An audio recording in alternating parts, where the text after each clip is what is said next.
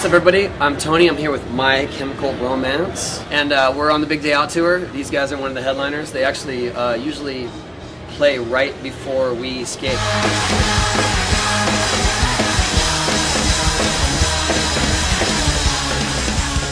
Our side is skate centric, so I was going to ask anybody here skate. You used to, right? Yeah. He's the only one. I can't pull it off. I broke both my ankles skating, and I suck then, I suck now. I try to. It's something that I've always loved to do, and it's you know how I met friends, I guess, in high school. But then I always played guitar, and I didn't mind my ankles getting broken as much as like my hands or my wrists. I hate pigeonholing music, but what do you guys consider your style of music is? Rock and roll, you know, it's cool. I mean, like, you know, I guess the emo thing was around for a while, and like that, we understood that, so we were only angry about it for like, it felt like a couple years, just because we were kind of waiting for it to go away, and it did. So now you look back on that stuff, and you're like, well, you know, like Pearl Jam didn't want to be called grunge, but they still mention it when they mention their name, so it's like, we're okay with it. We're even more okay with it that it's gone now, and we could just be a rock band like we always were. We've been a band for 10 years. We started 10 years ago. And the reason we started was because in our practice studio we would have two bands going. I was in another band, and there was two rooms.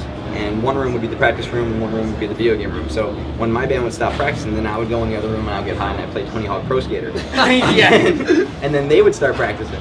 And then something happened. Oh, my friend Hambone got poor, so he took my games and sold them at cash converters. And then I had to join the band. Tony Hawk Pro Skater has a lot to do with My Chemical Romance existing. Yeah. Oh, good. I'm glad to be the catalyst for that. So as payback, you guys did a song on Tony Hawk's American Wasteland. Yes. Where new bands cover punk songs, and you guys chose Misfits. Astro Zombies. Zombies. Yeah. And it's funny because like that was always my favorite Misfits song. The older you get, you find cool things about other songs. Those kind of become your favorites, like Hybrid Moments or something like that. But I was like, well, we may never get a chance to do this again, so let's do Astro Zombies, and it was super fun. It was very stressful, actually. It was stressful because you wanted to do it justice? Yeah, it's really tough, because like there's so many great things about those early Misfits recordings, too. Like, you'd hear stories about them recording it in haunted houses, or Glenn was always doing some crazy stuff in the studio to make it sound weird, and you're never going to get it even close to how great they had done it.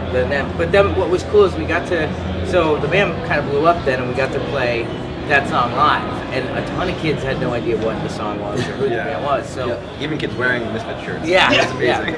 Right. We'd have these big video screens that would flash the Misfit skulls, and we would play that song. It was cool because they then started to figure out what it was, and they'd go check out the Misfits. So that was the whole experience of doing that was great. Through that soundtrack, though, that was really cool because it really put a focus on the kids would get the album because you guys were on it, right? Or because Alkaline Trio was on it, or Thrice, and then they dig deep and they're like, oh, there's a TSOL song, right? What about in terms of other band influences, past, present? Yeah, we have like these shared ones, and then everybody in the band is so different. They'll bring these outside, and especially nowadays with Frank's always finding some band like that. Only been together like 2 months or something that has 6 records out already, and they're awesome. The best thing is that he ends up finding everybody who ends up getting huge. He does 4 or 5 years later. He really like, does. I won't forget like when you like Black Keys is one of them. Odd Future is a band that I think they just had cassettes out, and Frank's like, you have to check this band out. He found Odd Future. Oh, really? Yeah. We went and saw their show too. It was chaos. Yeah. Just chaos. I like the mentality behind some of the things that they do. You know, I think it's very DIY, and I like the spirit of it. Yeah, it's very creative. It's been a fun tour, and it's been fun watching you guys. So appreciate the time. Thank you. And we'll be out there still. We'll be right on. We're the guys going like this while you're skating. While you're playing, we're the guys that are going up and down. It's the metronome for us. Yeah.